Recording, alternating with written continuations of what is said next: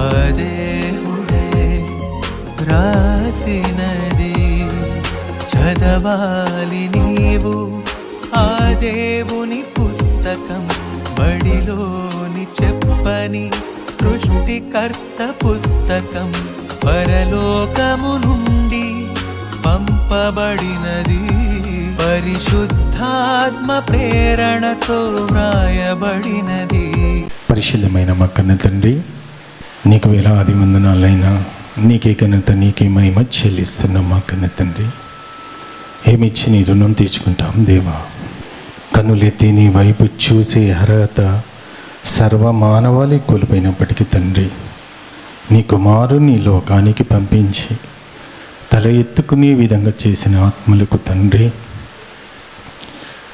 ఈరోజు నాయన మమ్మల్ని అందరినీ నీ సన్నిధానంలోకి తీసుకొచ్చి నీ మాటలు వినిపించడానికి నాయన బిడ్డలందరినీ ఆకర్షించుకున్న విధానం బట్టి స్తోత్రాలు. మనాథుడైన యేసుక్రీస్తు ద్వారా అడిగి వేడుకొంచున్నాము తండ్రి, ఆమేన్. అందరికీ నా హృదయపూర్వక వందనాలండి. దేవుని వల్లరా మరి అంశం గురించి ఆలోచిద్దాం.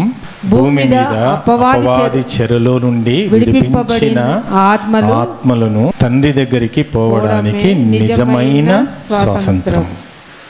దేవుని వల్లరా మరి నిన్న సుమారుగా భారతదేశానికి 80 సంవత్సరాలు స్వాతంత్రం వచ్చిందని జరుపుకున్నారు నిన్న.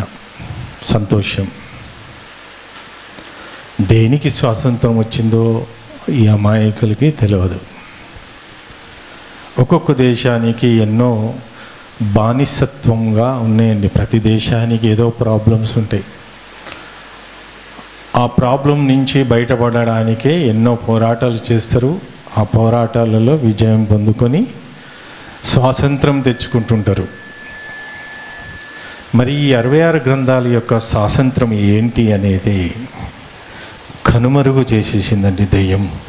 అపవాది కనుమరుగు చేసేసింది. దేవుని యొక్క సంకల్పమే కనుమరుగు చేసేసింది.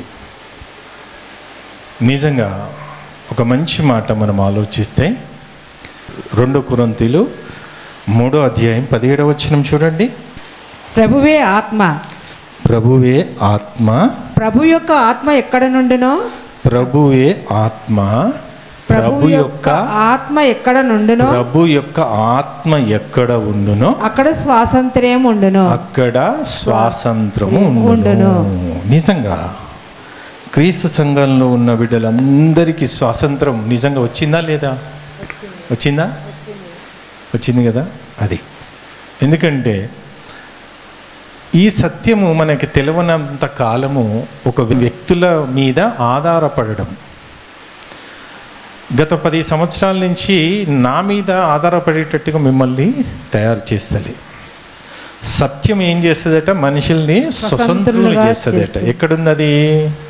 యోహాను సువార్త 8వ అధ్యాయం 31 నుంచి చూద్దాం ఒకసారి. 31 నుంచి ఇక్కడ యేసుక్రీస్తు యూదులు ధర్మశాస్త్ర బోధకులతో వాదోపవాదాలు జరుగుతుంటాయండి. ఇక్కడ చదవండి. కాబట్టి యోహాను సువార్త 8వ అధ్యాయం 31 నుంచి. కాబట్టి యేసు తనను నమ్మిన యూదులతో, మీరు నా వాక్యమందు నిలిచిన వారైతే నిజముగా నాకు శిష్యులయ్యండి సత్యమును గ్రహించెదరు. సత్యాన్ని గ్రహించెదరు. అప్పుడు సత్యము మిమ్మల్ని స్వతంత్రులుగా చేస్తుందంట. సత్యము మిమ్మల్ని స్వతంత్రులుగా చేస్తుంది. చేసిందా లేదా? చేసింది. సత్యం ప్రతి పాఠం వెనక ఎన్నో మర్మాలు మనం తెలుసుకుంటున్నాం. ఒకరి మీద ఆధారపడతలేం, జ్ఞానం కలిగి ఉంటున్నాం, జాగ్రత్త పడుతున్నాం. చాలామంది క్రైస్తవులు ఇంకా పాస్టర్ల మీద, వ్యక్తుల మీద ఆధారపడి బతుకుతున్నారండి. ఇంకా బైబిల్ 50, 60, 70 సంవత్సరాలకు కూడా ఇంకా బైబిల్లో ఏముందో కూడా తెలియదు అమాయకులు. చిన్నపిల్లలు మొదలుకొని వృద్ధాప్యం వరకు క్రీస్తు సంఘంలోకి వచ్చిన కాడి నుంచి ప్రతి వారము స్వతంత్రులు అయిపోతుర్రు మీరు కదా. ప్రతి వారం స్వతంత్రులు ఎలాగైతురు? గలతీయులకు రాసిన 5వ అధ్యాయం 1వ వచనం చూడండి. గలతీయులకు రాసిన 5వ అధ్యాయము 1వ వచనం చూడండి. ఈ స్వాతంత్ర్యము అనుగ్రహించి క్రీస్తు మనల్ని స్వతంత్రులుగా చేసి ఉన్నాడు. క్రీస్తే మనల్ని స్వతంత్రులుగా చేసి ఉన్నాడు. నిజంగా ఇప్పుడు క్రీస్తు సంఘంలో సాతాను తంత్రాలు అందరికీ తెలిసినట్టేనా? సుమారుగా తెలిసినప్పటికీ కూడా మనల్ని మోసం చేస్తున్నాడు. తెలిసినప్పటికి కూడా మనల్ని మోసం చేయడానికి వాడు వస్తుంటాడు. ఇప్పుడు అది చదవమా, యోహాను సువార్త 8వ అధ్యాయం. కాబట్టి యేసు తనను నమ్మిన యూదులతో, మీరు నా వాక్యమందే నిలిచిన వారైతే నిజముగా నాకు శిష్యులై ఉండి సత్యమును గ్రహించెదరు. సత్యాన్ని గ్రహిస్తారు. అప్పుడు సత్యము మిమ్మల్ని స్వతంత్రులుగా చేయునని చెప్పగా, వారు మేము అబ్రహాము సంతానము, మేము ఎన్నడూను ఎవనికి దాసులై ఉండలేదే, మీరు స్వతంత్రులుగా చేయబడుదురని ఎలా చెప్పుచున్నావని ఆయనతో అనిరి.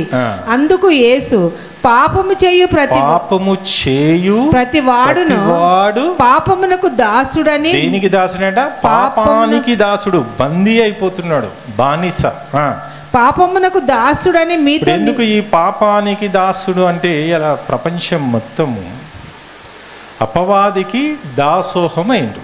అపవాది ఏం చేయడానికి వచ్చింది భూమి మీద? ఆజ్ఞ మీరేటట్టుగా చేయడానికి వచ్చింది. మరి ఆజ్ఞ ఎలా మీరుతున్నారు? ఆజ్ఞ ఎలా మీరుతున్నారు?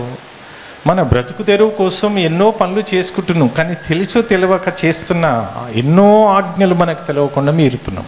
ఇక్కడ మనమందరం ఇప్పుడు ఎక్కడున్నాము? సాతాను కాపురం ఉన్న స్థలంలో ఉన్నాము. ఎక్కడున్నాము? ప్రకటన గ్రంథం 2వ అధ్యాయం 13వ వచనం చూడండి.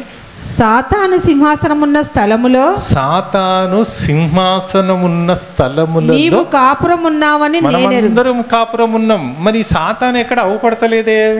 అర్థమవుతుందా? సాతాను ఏమన్నా కంటికి అవపడేదా? సాతాను సింహాసనం ఉన్న స్థలంలో మనం కాపురం ఉన్నామని ఎంతమందికి అర్థమవుతుందండి? ఎంత జ్ఞానం కలిగి ఉండాలో తెలుసా? ఇలా నిజంగా గత 10 సంవత్సరాల నుంచి ఎంతోమంది విన్నరు, మళ్ళీ క్రీస్తు సంఘానికి జ్ఞానానికి రాకుండా మెల్లమెల్లగా జారిపోయారు కదా. ఇంకా మీరు నిలబడ్డారంటే, అంటే అపవాదిని మీరు జయిస్తూ ఈ జ్ఞానంలో ఈ జ్ఞానాన్ని వెతుక్కుంటూ వస్తున్నారంటే ఇంచుమించు దాంతో పోరాటం చేస్తున్నారా లేదా? అది చావైనా బతుకైనా ఏదైనా మొండికేసి జయిస్తూ ఇంకా ఈ క్రీస్తు సంఘంలో నిలబడ్డారంటే అది మాటలు కాదు. గర్జించు సింహంలో తిరుగాడుతున్నాడు. అదే 2వ అధ్యాయము 9-10 వచనాలు చూడమ్మా.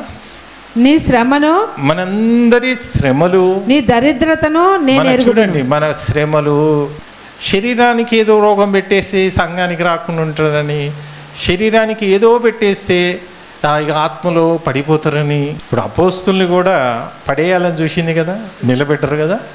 12 మంది కదా, ప్రపంచాన్ని తలక్రిందలు చేశారు. వస్తాం కదా. అయితే రాబోయే రోజుల్లో మనల్ని ఏం చేయబోతుందంట ఈ అపవాది? ఆల్రెడీ చాలామందిని చెరలో వేసేసింది. ఏ చెరలో? చూడండి. నీ శ్రమను దరిద్రతను నేను ఎరుగుదును, అయినను నువ్వు ధనవంతుడు అంటున్నాడు. ధనవంతుడు అంటే కేవలం డబ్బు ఉంటేనే ధనవంతుడు అనుకుంటున్నావా?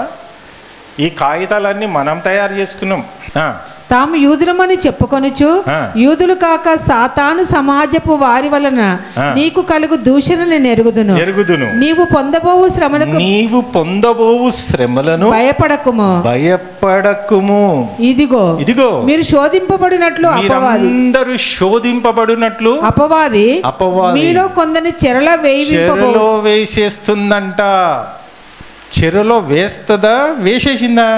ఆల్రెడీ చెరలోనే ఉన్నాం మనం.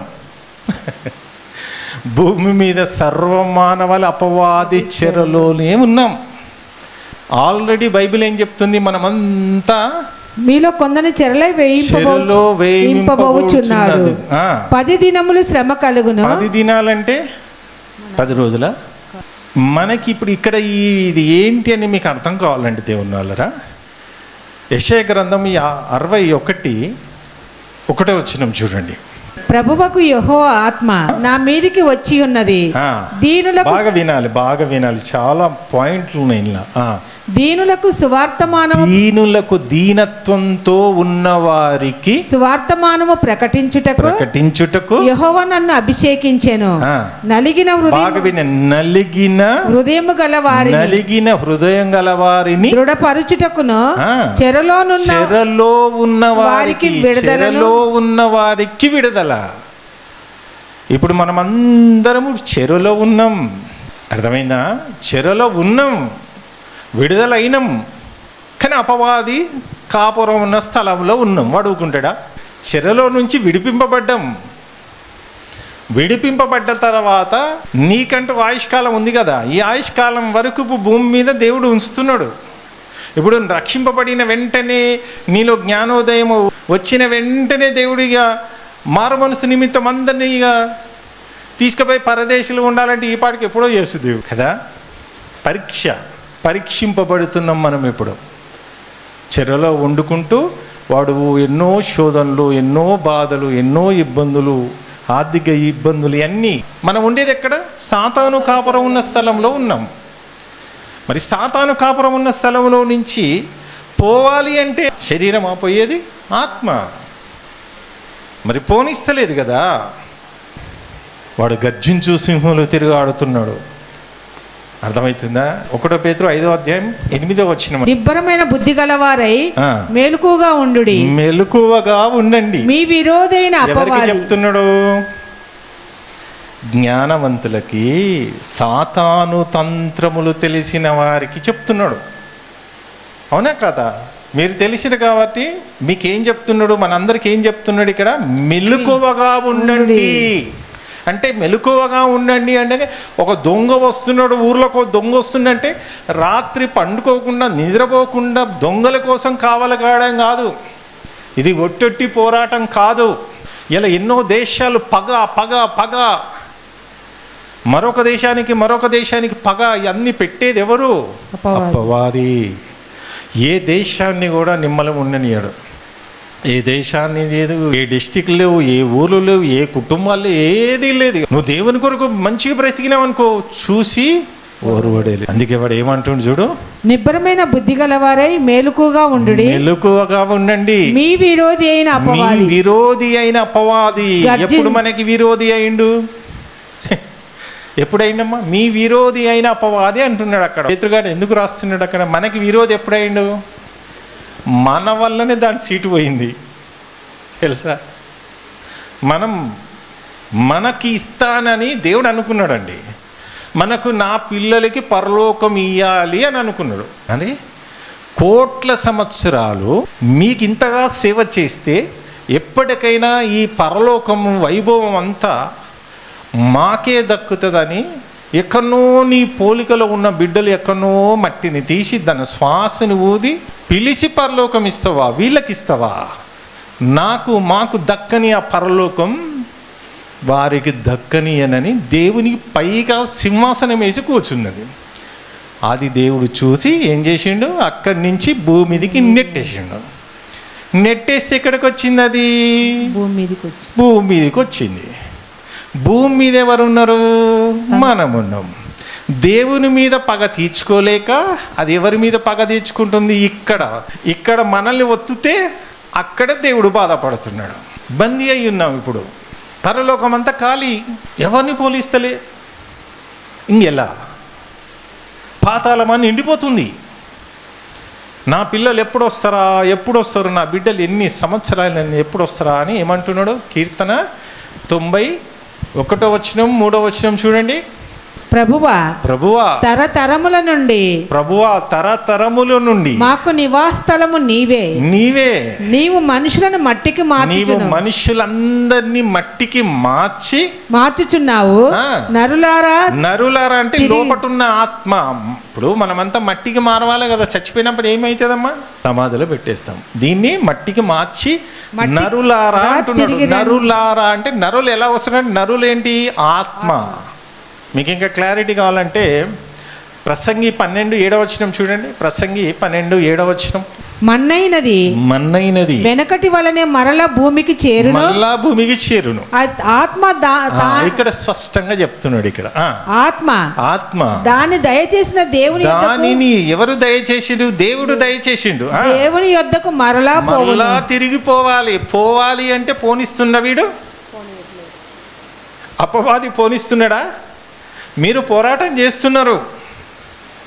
చెప్పండి. మాటలు వినాలని, దేవుని మాటలు వినాలని, బతకాలని, దేవుని కోసం ఏదో చెయ్యాలని ఆశలు బాగున్నాయండి. కానీ ఆర్థిక ఇబ్బందులతో, సమస్యలతో, కుటుంబ సమస్యలతో అల్లాడిస్తున్నాడు దేవుని వాళ్ళరా. అర్థమవుతుందా? వాడు ఏం చేసిండో తెలుసా? ఎలా తయారు చేసిండో తెలుసా? యెషయా గ్రంథం 14వ అధ్యాయం 16-17 చూడండి.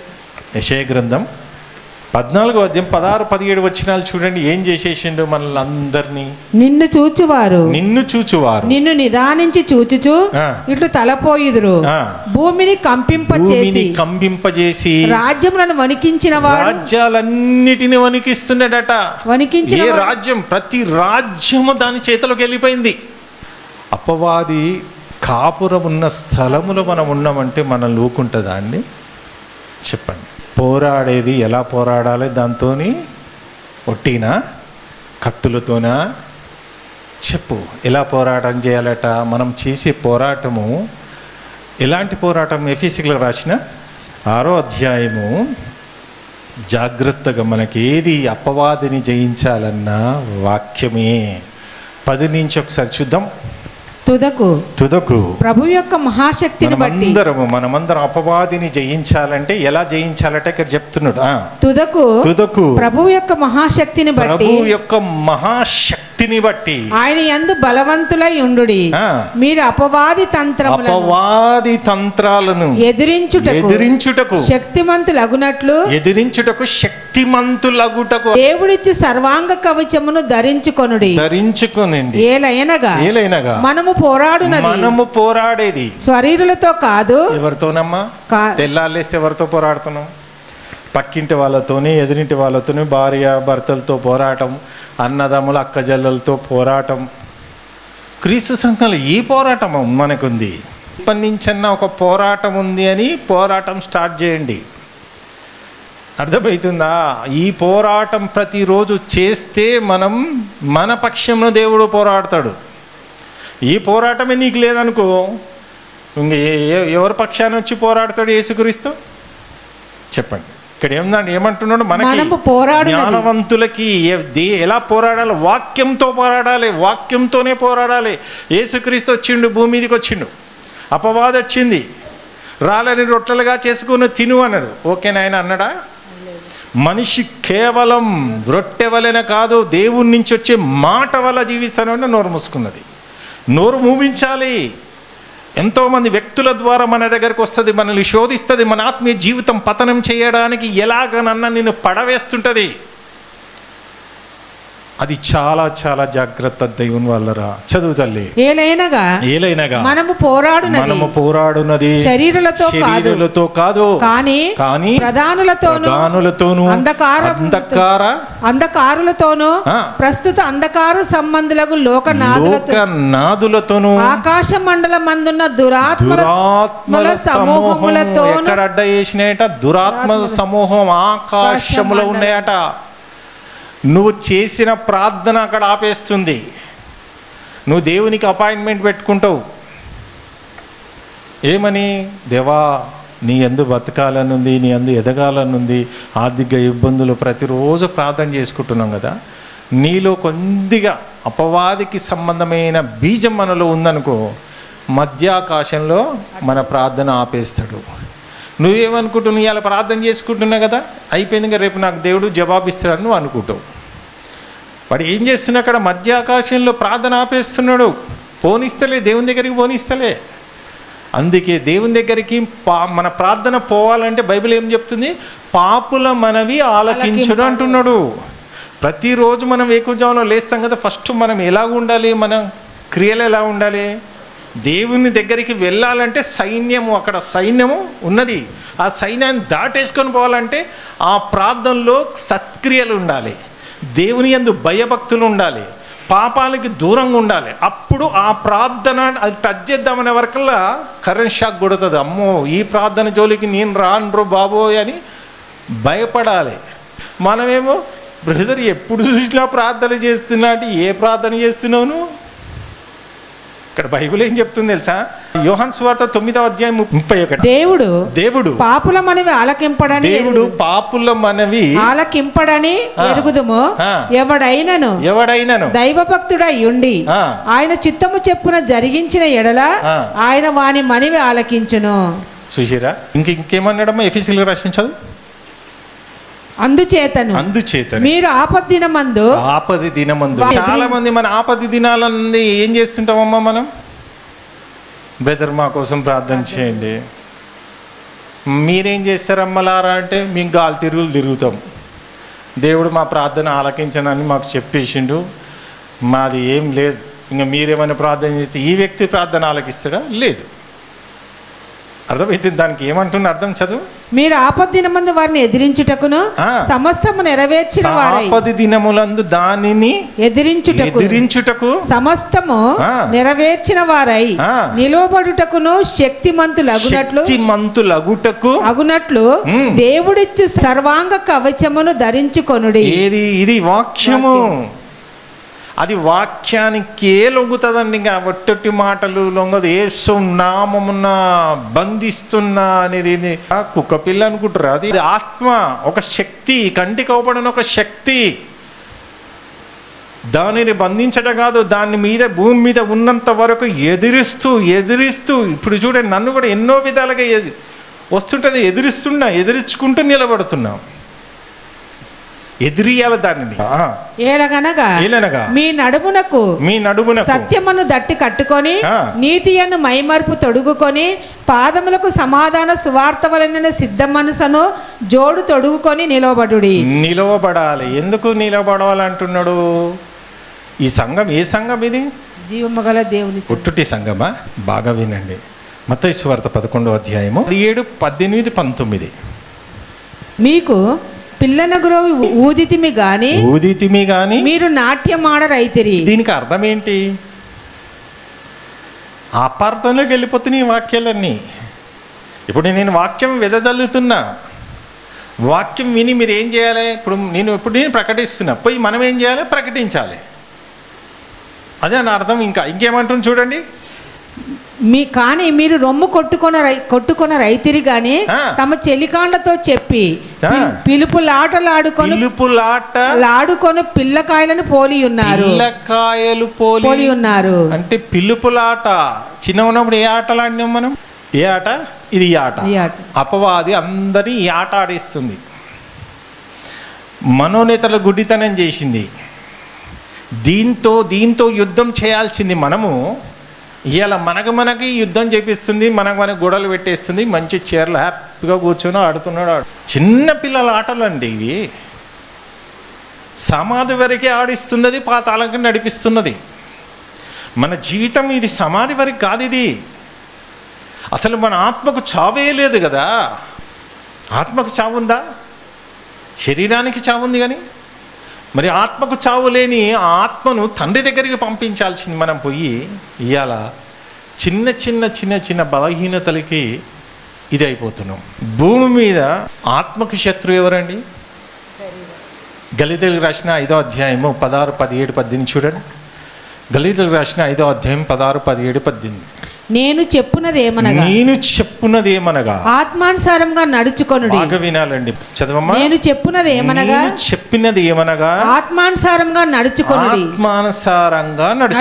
ఆత్మానుసారంగా నడుచుకోవాలి అంటే ఫస్ట్ నీకు జ్ఞానం కలిగి ఉండాలి. ప్రతిరోజు జ్ఞానం కలిగి ఉంటేనే నేను ఆత్మానుసారంగా నేను బ్రతుకుతా అని నువ్వు ఆలోచిస్తావు. అర్థమవుతుందా అండి? నెక్స్ట్, అప్పుడు మీరు శరీరేచ్ఛను నెరవేర్చరు. శరీరము ఆత్మకును, ఆత్మ శరీరమునకును విరోధంగా ఆపేక్షించును. ఇవి ఒకదానికి వ్యతిరేకముగా ఉన్నవి కనుక మీరేమి ఏదైతే చెయ్యాలనుకుంటున్నారో నిశ్చయింతురో వాటిని చెయ్యకుందురు. అందుకే చెయ్యలేకపోతున్నారు. శత్రువు ఎవరు? శరీరమే ఆత్మకు శత్రువు. మనం ఏమనుకుంటున్నాము, దేశాలు శత్రువులు అని మనం అనుకుంటున్నాము. ఆత్మను పరలోకానికి ఆటంకం చేస్తున్న శత్రువు ఎవరు? మన శరీరమే.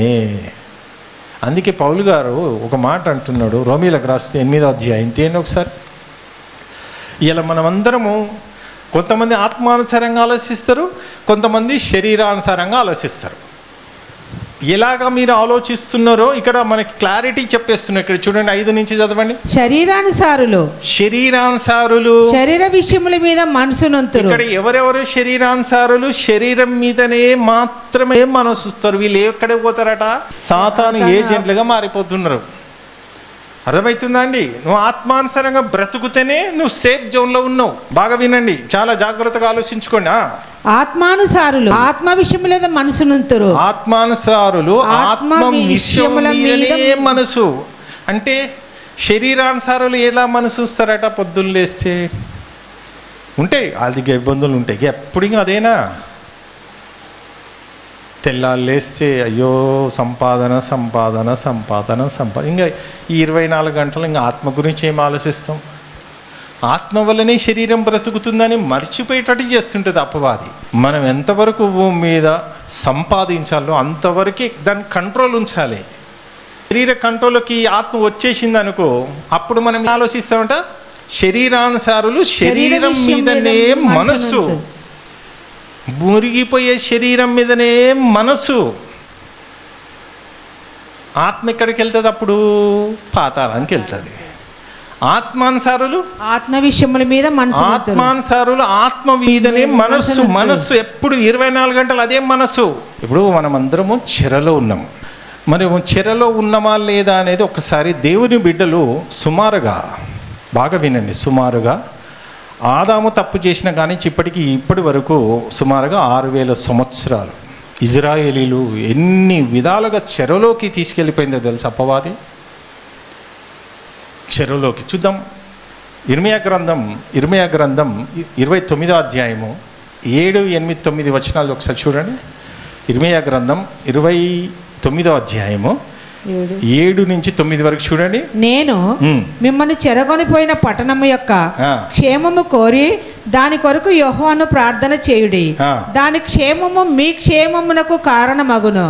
ఇజ్రాయేలు దేవుడును సైన్యములకు అధిపతియగు యెహోవా ఇలాగు సెలవిచ్చుచున్నాడు, మీ మధ్యనున్న ప్రవక్తల చేతనైనను, ఇక్కడేమో బాగా వినండి చాలా జాగ్రత్తగా, మీ మధ్యనున్న ప్రవక్తల చేతనైనను మంత్రజ్ఞుల చేతనైనను మీరు మోసపోవద్దు. మీలో కలలు కని వారి మాటలు వినకుడి. చాలా మంది అవే కదండి. మీలో కలలు కని వారి మాటలు వినకండి. వారు నా నామమును బట్టి అబద్ధ ప్రవచనములను మీతో చెప్పుదురు, నేను వారిని పంపలే. ఇదే యెహోవా వాక్కు.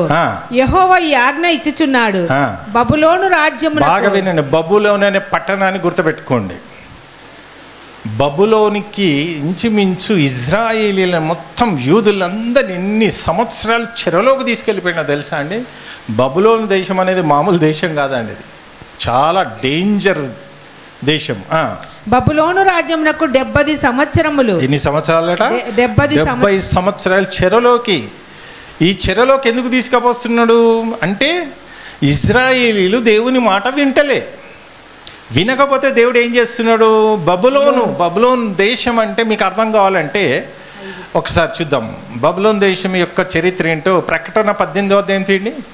ప్రకటన 18వ అధ్యాయం 2 నుంచి ఒకసారి చూడండి. దేవుని వల్ల 2 నుంచి 8 వరకు ఒకసారి చూడండి. బబులోను దేశం అంటే ఏంటో, బబులోను దేశంలో ఎవరెవరు ఉంటారో ఒకసారి చూద్దాం. అతడు గొప్ప స్వరముతో ఆర్భటించి ఇట్లా, నేను మహాబబులోను కూలిపోయెను. అది దెయ్యములకు నివాస స్థలమును. ఎవరికి ఉపచెప్పిండు? దెయ్యములకు. ఇజ్రాయేలీలు ఎవరికి ఉపచెప్పిండు? దెయ్యాలకు ఉపచెప్పిండు. దెయ్యాలకు ఉపచెప్పినాక 70 సంవత్సరాలు దెయ్యాలతో ఉన్నాక ఇంకా దేవుళ్ళు ఉంటారా? అలాగనన్నా మాత్రడేమో అని ఎడమారిండ్రండి. ఇలా మొత్తం బబులోను దేశం ఎలాగుందంట చూడండి. అన్ని దేశాలలో ఇంతే ఉన్నాయండి. అది దెయ్యములకు నివాస స్థలమును, ప్రతి అపవిత్రాత్మకు ఉనికి పట్టు. అది మెయిన్ సెంటర్ అన్నట్టు. అదిగా అక్కడి నుంచి అన్ని స్ప్రెడ్. అపవిత్రమును అసహ్యమునైన ప్రతి పక్షికి ఉనికి పట్టును ఆయను. ఏలయనగా సమస్తమైన జనములు మహోద్రేకముతో కూడిన తాని వ్యభిచారమును త్రాగి పడిపోయి భూరాజులు దానితో వ్యభిచరించి భూలోకమందలి వర్తకులు దాని సుఖభోగముల వల్ల ధనవంతులైపోతున్నారు. మరియు ఇంకొక స్వరము పరలోకము నుండి ఇలాగూ చెప్పగా వింటిని, నా ప్రజలారా మీరు దాని పాపములో పాలివారు చెప్తున్నాడు. నా ప్రజలారా మీరు దాని పాపములో పాలివారు కాకుండానట్లును దాని తెగులలో ఏది మీకు ప్రాప్తింపకుండానట్లును దానిని విడిచి రండి. దాని పాపములు ఆకాశమును అంటుచున్నవి. పాపములు ఆకాశాన్ని అంటుతున్నాయట. దాని నేరములను దేవుడు జ్ఞాపకం చేసుకున్నాడు 8 వరకు. అది ఇచ్చిన ప్రకారము దానికి ఇయ్యుడి. ఇచ్చిన ప్రకారం తిరిగి ఎలాగియ్యాలట? దానికి ఇయ్యుడి. ఎలాగియ్యాలి? వాక్యంతోనే మళ్ళీ తిరిగి ఇయ్యాలి. నీలో వాక్యం లేదనుకో తిరిగి ఇచ్చుడు ఉండదు, ఇక నీకే ఇస్తుంది. ఇక వాక్యముతోనే తిరిగి ఇయ్యాలి. అర్థమవుతుంది? ఇంకా చూడదు ఈ అంతా ఏం చేసిందట. ఒకసారి రెండో రాజుల గ్రంథం 17వ అధ్యాయం తీయండి. 2వ రాజుల గ్రంథం 17వ అధ్యాయం 18 నుంచి 23 వరకు ఒకసారి టకటక చూడండి. వీళ్ళంతా ఎందుకు ఇశ్రాయేలుని చెరువులోకి ఎందుకు దేవుడు పంపిస్తున్నాడంటే, ఇక చూచి ఎన్నోసార్లు చెప్పినా కదా, సత్యాన్ని నమ్మరు వాళ్ళు. ఇక సత్యం కోసం నిలబడరు, వాక్యం కోసం నిలబడరు, దేవుని కోసం నిలబడనంత కాలం చూచి ఇక నిలబడరు అని ఏం చేస్తాడు? అసత్యానికి దయ్యానికి ఉపజెప్పేస్తాడు. నేను ఎన్నోసార్లు చెప్పినా కదా. ఉపజెప్పినప్పుడు ఏమైస్తుంది? ఇంకా 2వ రాజుల గ్రంథం 17వ అధ్యాయము 18 నుంచి 23 వరకు. కాబట్టి యెహోవా ఇశ్రాయేలు వారి యందు బహుగా కోపగించి తన సముఖములో నుండి వారిని వెళ్ళగొట్టెను కనుక యూదా గోత్రము కాక మరి ఏ గోత్రమును శేషించి ఉండలేదు. అయితే యూదా వారును తమ దేవుడైన యెహోవా ఆజ్ఞను విడిచిపెట్టిన వారై ఇశ్రాయేలు వారు చేసుకున్న కట్టలను అనుసరించిరి. అంతటా యెహోవా ఇశ్రాయేలు వారి సంతతిని వారందరిని విసర్జించి వారిని శ్రమ పెట్టి దోపుడుగాళ్లకు చేతికి అప్పగించి వారిని తమ సముఖము నుండి వెళ్ళగొట్టెను. ఆయన ఇశ్రాయేల్ గోత్రమును దావీదు ఇంటి వారిలో నుండి విడగొట్టి వేయగా వారు నెబాతు కుమారుడైన యెరోబామును రాజుగా చేసుకొనిరి. ఈ యెరోబాము ఇశ్రాయేలు వారు యెహోవాను అనుసరింపకుండా ఆయన మీద వారిని తిరుగుబాటు చేసి వారు ఘోర పాపము చేయుటకు కారకుడు ఆయను. ఇశ్రాయేలు వారు యెరోబాము చేసిన పాపములను దేనిని విడవక వాటిని అనుసరించుతూ వచ్చిరి గనుక తన సేవకులైన ప్రవక్తల ద్వారా యెహోవా సెలవిచ్చిన మాట చెప్పున ఆయన ఇశ్రాయేలు వారిని తన సముఖములో నుండి వెళ్ళగొట్టెను. ఆ హేతువు చేత వారు తమ స్వదేశములో నుండి అషూరు దేశములోనికి చెరగొని పోబడిరి.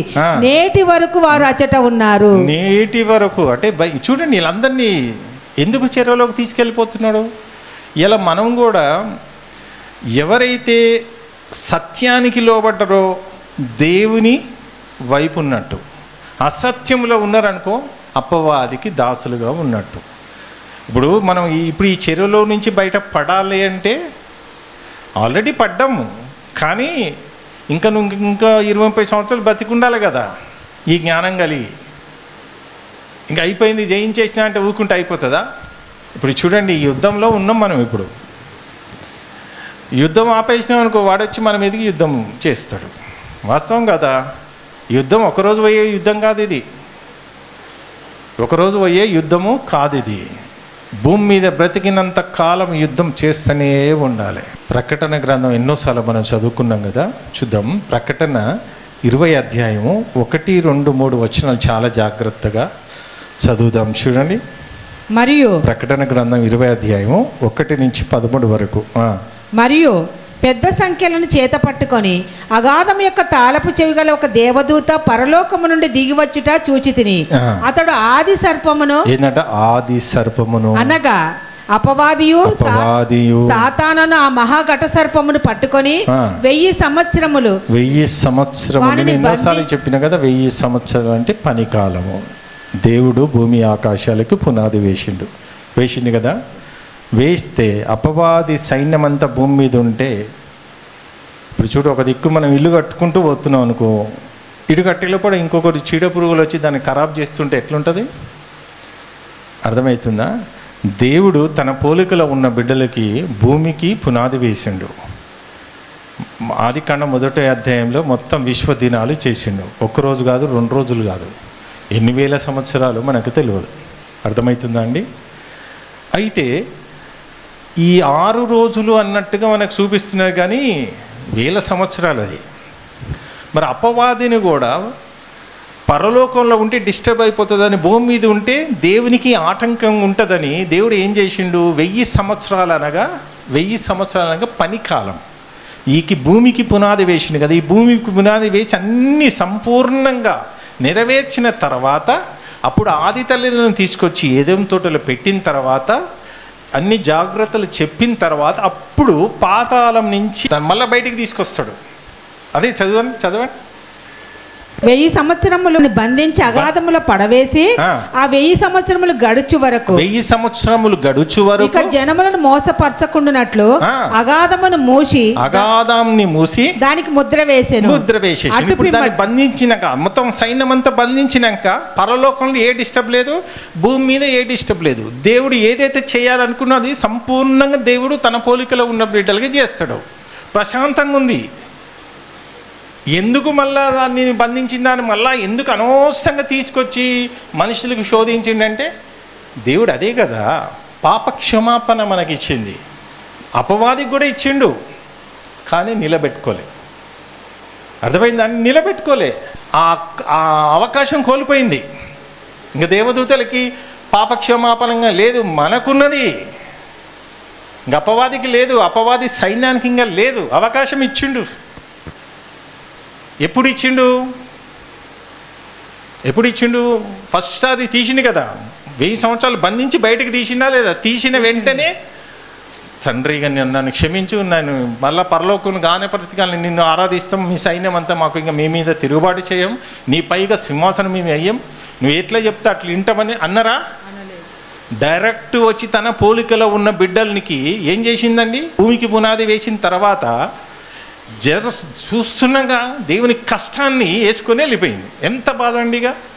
ఇక దేవుడు ఏమనుకున్నాడు? ఇక లైఫ్ టైం దీనికి పశ్చాత్తాపం అనేది అవకాశం లేదు. ఇక లేకుండా ఏం చేసిందంటే ఒకసారి చూద్దాం. ఇక్కడ అటు పిమ్మట వాడు కొంచెం కాలం విడిచిపెట్టబడవలెను, కొంచెం కాలం విడిచిపెట్టవలెను అంతటా 7 నుంచి 1000 సంవత్సరములు గడిచిన తర్వాత 1000 సంవత్సరాలు గడిచిన తర్వాత సాతాను తానున్న చెరలో నుండి విడిపింపబడ్డది. అదే అన్నట్టు అది విడిపింపబడినాక మళ్ళీ ఏం చేసింది? ఏదేం తోటలోకి వచ్చింది. ఇగో ఈ తరం వరకు అది బేలు మీద ఉంది. దేని మీద ఉందమ్మా? బేలు మీద ఉంది. బేలు మీద బయటకు వచ్చింది. దానికున్న సమయం చాలా తక్కువ. ఈ తక్కువ సమయంలో ఏం చేస్తుందంట? మొత్తం భూమి నలుదిశల యందుండు జనములను లెక్కకు సముద్రపు ఇసుక వలె ఉన్న గోగు మాగోగు అను వారిని మోసపరిచి వారిని యుద్ధమునకు పోగు చేయుటకై వాడు బయలుదేరును. వారు భూమి అంతటా వ్యాపించి పరిశుద్ధుల శిబిరమును పరిశుద్ధుల శిబిరాలన్నీ ఇప్పుడు మనం దేవుని కొరకు బ్రతుకుతున్నాం కదా, దేవుని కొరకు ఉన్న వారందరి మీద యుద్ధానికి పరిశుద్ధుల శిబిరమును ప్రియమైన పట్టణమును ముట్టడి వేయగా పరలోకము నుండి పరలోకం లేదు. ఈ రెండో రాకడికి జరుగుతుంది. ఇప్పుడే కాదు. ఇక ఇప్పుడే వచ్చేసి మనకి ప్రొటెక్ట్ చేస్తాడు అనేది కాదు. నిలబడాలి, లాస్ట్ దాకా నిలబడాలి, అంతవరకు నిలబడాలి కదా. అగ్ని దిగివచ్చి వారిని దహించెను, వారిని మోసపరిచిన అపవాది అగ్ని గంధకముల గుండముల పడవేయబడెను. లాస్ట్ ఎండింగ్ లో అన్నట్టు ఇప్పుడు 2 పేతురు 2వ అధ్యాయం 4వ వచనం, 2 పేతురు 2వ అధ్యాయం 4వ వచనం. పాతాళం ఎవరి కోసం చేసిండమ్మా? అపవాది కోసం, దేవదూతల కోసమే. అపవాది దేవదూతల కోసం వేసిండు. దేవదూతలు పాపము చేసినప్పుడు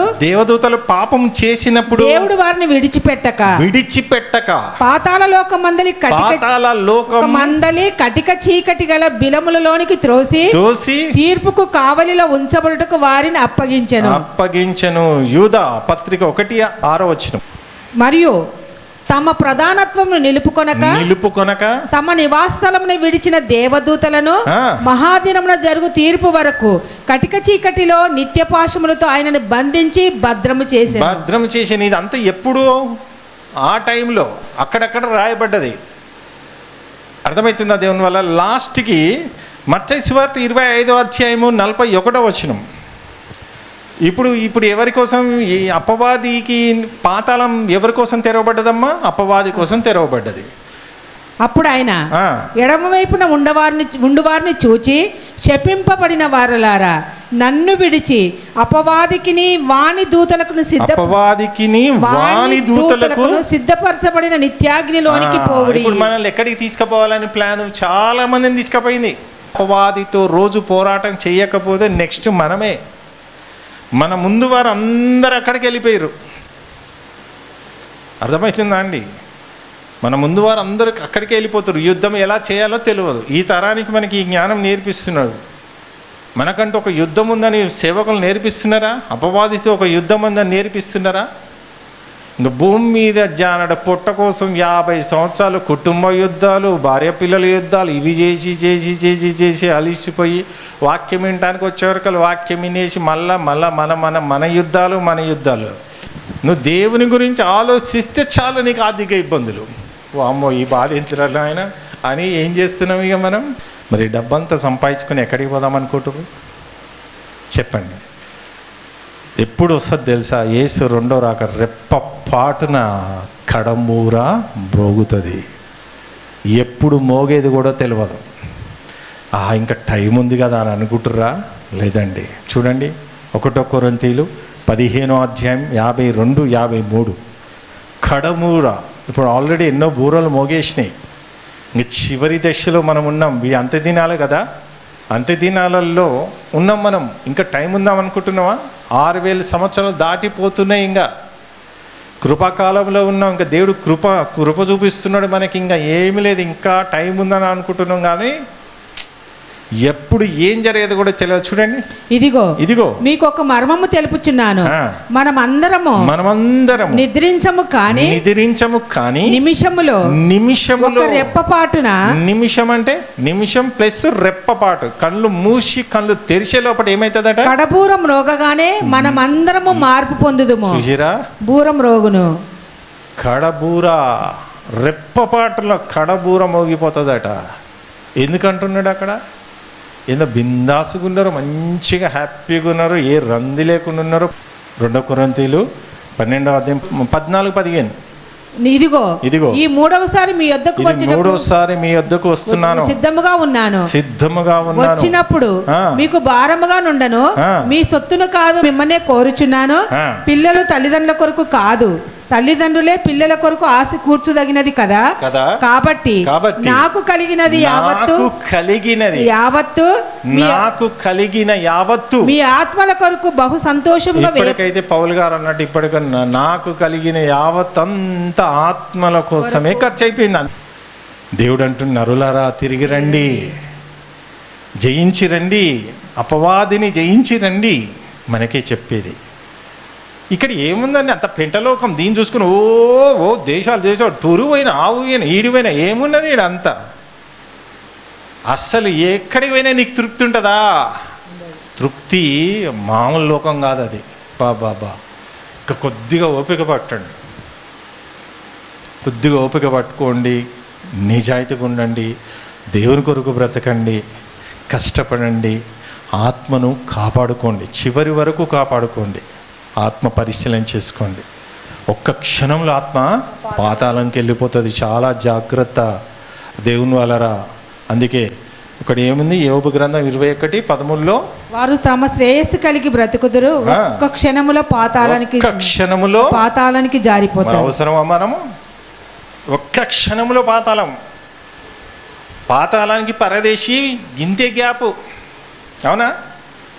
ఒక్క క్షణంలో పాతాళం అంటే నువ్వు అపవాది సైడ్ ఉండి బతికితే, భూమి మీద బతికినంతకాలం అపవాది సైడ్ ఉన్నావు అనుకో, ఒక్క క్షణంలో పాతాళం. భూమి మీద ఎన్ని కష్టాలైనా, బాధలైనా, ఇబ్బందులైనా ఎన్ని వచ్చినా నువ్వు అపవాదిని జయిస్తూ దేవుని కొరకు నిలబడ్డావు అనుకో, ఒక్క క్షణంలో పరదేశికి వెళ్ళిపోతావు. లూకాసు వార్త 23వ అధ్యాయము 43వ వచనం చూడండి. అందుకాయన వానితో నేడు నీవు నాతో కూడా పరదేశంలో ఉందువని. ఏం చేసిండు ఆయన? సువార్త చెప్పిండా? దొంగవాడు సువార్త అని చెప్పిండా? ఏం చెప్పలే. ఆయనకు ఛాన్స్ లేదు, కానీ ఛాన్స్ కొట్టేసిండు. పరదేశ్ అండి. పరదేశ్ అంటే ఎంత పరదేశ్ ఛాన్స్ కొట్టేసిండండి. అయ్యా నీ రాజ్యముతో వచ్చినప్పుడు నన్ను కొద్దిగా జ్ఞాపకం చేసుకో, మేము చేసిన తప్పు మమ్మల్ని క్షమించు అని అన్నాడు. అబ్బా ఎంత అదృష్టవంతుడయ్యా. ఇలా నిజంగా మనం కూడా ఎందుకు ఈ అదృష్టాన్ని పోగొట్టుకుంటున్నాం? కావాలన్నా ఈ పెంటలోకం ఇక్కడనే ఉండిపోతారా? బాగుందా? 3 పూటలు తిన్నా మళ్ళీ ఆకలి ఆకలి ఆకలి. తెల్లారి పనికి పోయాక మళ్ళీ అయిపోగానే మళ్ళీ పోతూనే ఉండాలి. నెలంతా సంపాదన. ఈ కష్టం అవసరమా? ఇది శరీరం ఉన్న లోకం. ఆత్మకు ఆకలి లేదు, ఆత్మకు చావు లేదు, ఆత్మకు ఆకలి లేదు. ఆ లోకం అది ఆనందం, మామూలు ఆనందం కాదండి దేవుని వాళ్ళరా. ఆత్మ పరిశీలన చేసుకోండి దేవుని వాళ్ళ. పరిశుద్ధమైన మా కన్న తండ్రి, ఈరోజు నాయన మరి నడిపించి ఎన్నో సంగతులు మాకు తెలియజేశావు.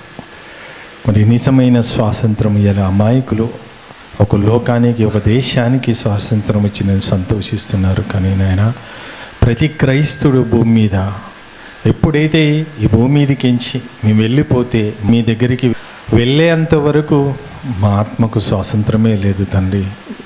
ఎప్పుడైతే మీ కుమారుడు వస్తాడో అప్పటి వరకు మేము పరిశుద్ధంగా పవిత్రంగా ఉండి పరదేశులకు వెళ్ళిన తర్వాత తండ్రి అప్పుడు మీ కుమారుడు ద్వారా ఆ పరలోకం ఏంటో, మీరేంటో, మీ శక్తి ఏంటో మేము చూడాలని ఆశపడుతున్నాం దేవా. మరి ఒక అవకాశం మాకు ఇచ్చినందుకు స్తోత్రం. ఎన్నో మాటలు బిడ్డలు వింటున్నారు. అపవాది ఎత్తుకుపోకుండా వాళ్ళ హృదయంలో ఫలించే విధంగా సహాయం చేయి. మనాథుడైన యేసుక్రీస్తు ద్వారా అడిగి వేడుకొంచున్నాం తండ్రి, ఆమేన్. తండ్రి యొక్క ప్రేమ, యేసుక్రీస్తు యొక్క కృప, పరిశుద్ధాత్మ సావాసం ఇప్పుడున్న ఎల్లప్పుడూ తోడై ఉండునుగాక. ఆమేన్. అందరికీ వందనాలండి దేవుని వాళ్ళరా.